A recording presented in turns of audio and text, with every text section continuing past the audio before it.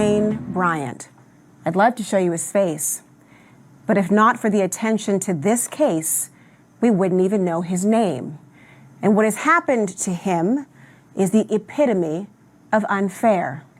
At the age of 38 in 1997, Fair Wayne Bryant was sentenced to life in prison for attempting to steal hedge clippers. Yes, you heard that correctly. Attempting to steal hedge clippers used in landscaping. Why a life sentence? Well, because Louisiana believes that Bryant's criminal record, comprised mainly of non-violent offenses, makes him a habitual offender who should never, ever be free. Habitual offender is a phrase that gets used often, sure. But if you really understand the history of habitual offender laws in this country, you'll see that often they're an extension of black codes and pig laws meant to criminalize black lives in the post-Reconstruction era in the South. What's a pig law, you ask? Well, pig laws were created to unfairly punish blacks for petty crimes. The phrase derives from laws meant to punish the stealing of cattle and farm equipment, or, as you guessed it, swine. One member of the Louisiana State Supreme Court and the lone dissenter in the court's decision to uphold Fair Wayne Bryant's life sentence called the modern habitual offenders laws an extension of those pig laws. Chief Justice Burnett Johnson is the only woman and only black member of an otherwise all-white male state Supreme Court. And yes, Bryant had committed 4 felonies prior to attempting to steal hedge clippers. And of those 4 convictions, only 1 was violent, an attempted armed robbery of a cab driver back in 1979, which he served 10 years for.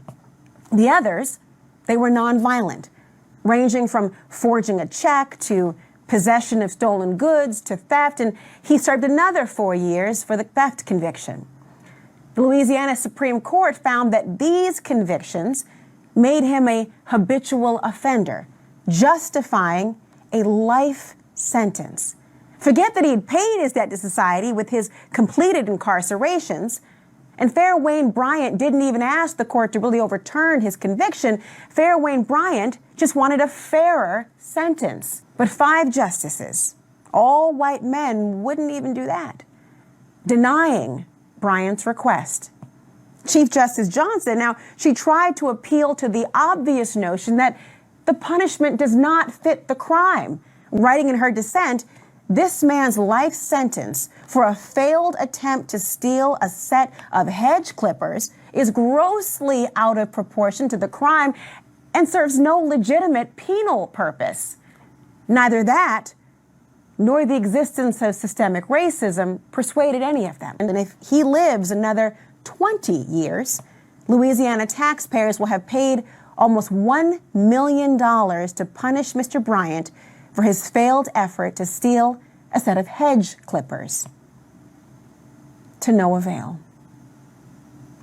But you see, when a nation fails to redress injustice, it is our conscience that will be shackled. It's our progress that will be restrained. It's the promises of freedom and equality and America itself that's going to languish behind bars. And not only for the rest of our lives, no, but those of our children. And America will be the habitual offender of justice the longer it disregards the role of redemption in our criminal justice system and turns a blind eye to injustice. And after all,